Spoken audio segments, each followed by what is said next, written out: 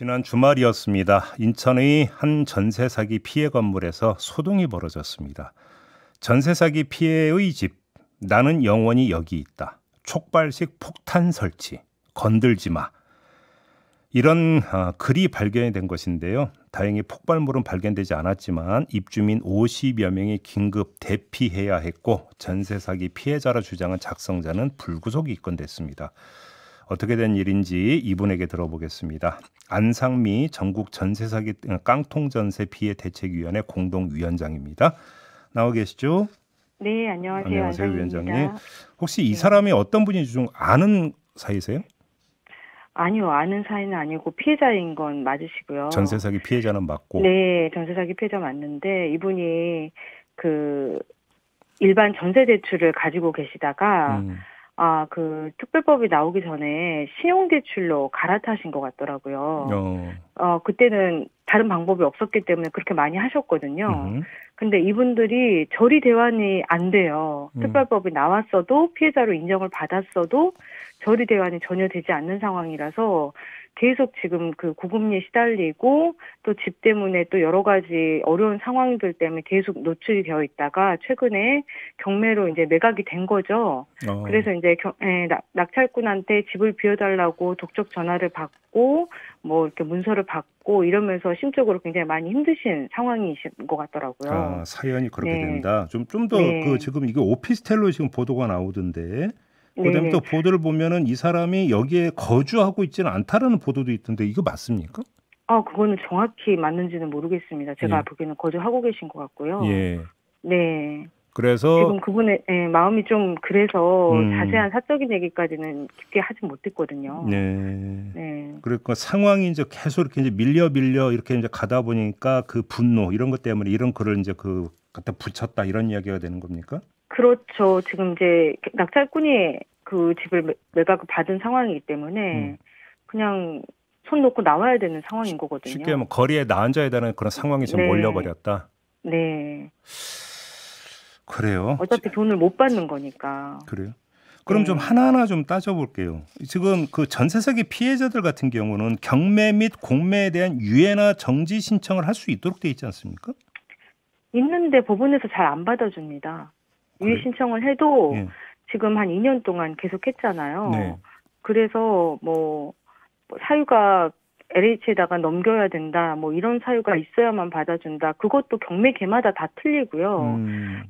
법에서 이렇게 하라고 했으니까 다 일괄적으로 해주는 게 아니고 네. 특히나 지금 또 마음이 좀 그런 게 이제 우리가 특별법 개정안이 나와서 나라에서 LH에서 사준다고 하잖아요. 그러면 그때까지라도 좀 중지가 되어야 되는데 지금도 오늘 또 계속 경매가 되고 있어요. 이게 받아주는 경매개마다 다른 반응을 보이고 또 받아준다 하더라도 뭐 한 달 후에 바로 재개가 될 수 있고 이렇다 보니까 안심을 할 수가 없는 상황이고 그러다가 사람들이 이제 그 일을 하면서 이걸 또 놓치잖아요. 그러면 또 대부분 또 3차를 앞두고 있기 때문에 그냥 그날 다 매각이 돼버리는 상황이 되는 거죠. 그럼 지금도 계속 경매 이루어지고 낙찰되고 있고 그렇다? 네, 그렇습니다. 근데 오늘 또 됩니다. 조금 전에 위원장님 낙찰꾼이라는 표현을 쓰셨는데 네네. 그럼 이런 건만 지금 계속 낙찰받아서 지금 챙기고 있는 사람들이 있다는 얘기예요?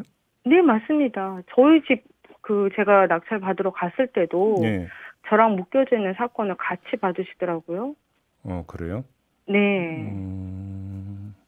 혹시 이 글을 붙였던 사람 있지 않습니까? 네네. 이분은 피해 금액이 어느 정도 혹시 알고 계세요?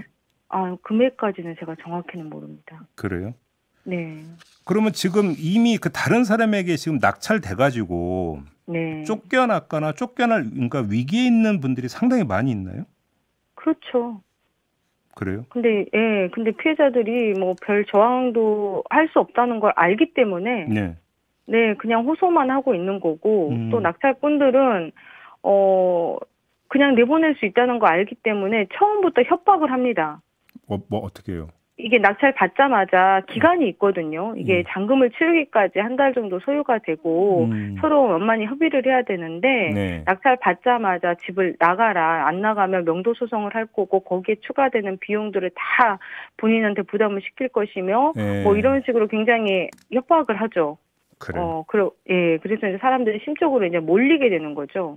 그러면 그 지금 위원장님이 낙찰꾼이라고 표현했던 그 사람들이 이걸 낙찰을 받은 다음에 다시 세를 주거나 되팔거나 이러고 있는 겁니까 지금? 네, 맞습니다. 실소유자들이 전혀 아닙니다. 그래요. 그럼 거기서 이제 실거주자들이, 네. 그러니까 이제 그 차익을 챙기고 있는 거고.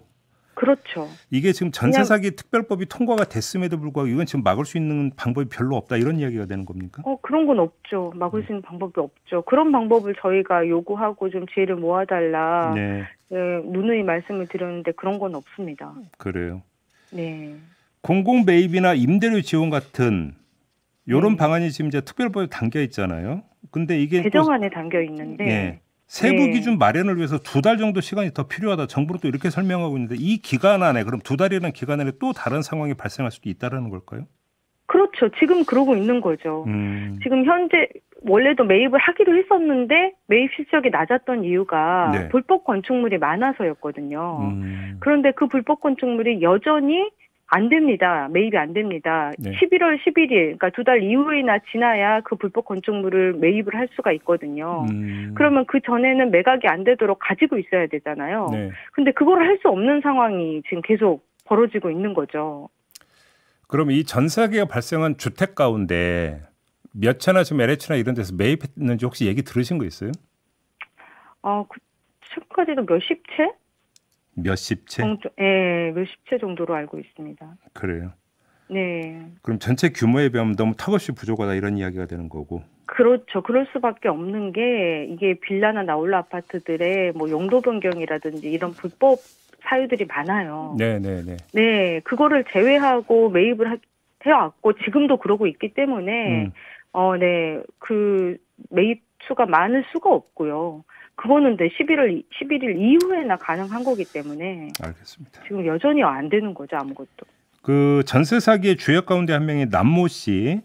네. 이 사람이 그 지난 9월 3일에 항소심 선고가 있었는데 1심에서는 사기죄 최고형인 징역 15년이 선고됐는데 항소심에서 7년으로 절반이 뚝 깎였다. 라고 하던데 이거 어떻게 받아들이세요? 진짜 저희 그 판결을 듣고 있는데 너무 어이가 없었고요. 뭐 검사님들도 뭐 변호사님들도 다들 이해를 할 수 없다고 하는 판결이었어요. 정말 그 사기의 판을 깔아준 게 이렇게 공모를 하고 가장 중요한 실소유주에 대해서 속였는데도 불구하고 그 속이는 거를 건축주랑 부동산 중개인이랑 다 짜고 속였는데도 이게 사기가 아니라고 판결을 해준 거거든요. 그리고 이들이 같이 공모를 했음에도 뭐 5월을 기준으로 해가지고 5월 이후에 그 직원들이 다 알았다는 거예요. 근데 5월 이전에도 충분히 경매가 진행되면서 사람들이 쫓겨나고 뭐 돈을 못 받고 이런 상황들이 계속 벌어지고 있었거든요. 그런데도 불구하고 그 뭐 피고인 측에서 주장하는 것들만 그대로 다 들어준 꼴이 된 거예요. 그리고 또 어이가 없는 게 이게 모든 등장인물들이 다 똑같거든요. 그런데 증액 계약을 예를 들어서 1억짜리 그 전세 살다가 50만 원짜리 50불 증액을 했어요. 그럼 1억 50에 전세 계약을 새로 맺은 거죠. 증액으로. 그랬더니 50만 원만 편취가 된 거랍니다. 이게 무슨 현실과 전혀 맞지 않는 이런 논리로 지금 판결이 나와서 알겠습니다. 솔직히 이해가 되지 않습니다. 시간이 다 돼서 좀 여기 좀 마무리해야 되는데 아직도 참 여러 군데 지금 구멍이 뚫렸다 이런 이야기가 되는 것 같습니다. 알겠습니다. 위원장님 말씀 잘 들었어요. 네, 감사합니다. 네, 안상미 전국 전세 사기 깡통 전세 피해 대책위 공동위원장이었습니다.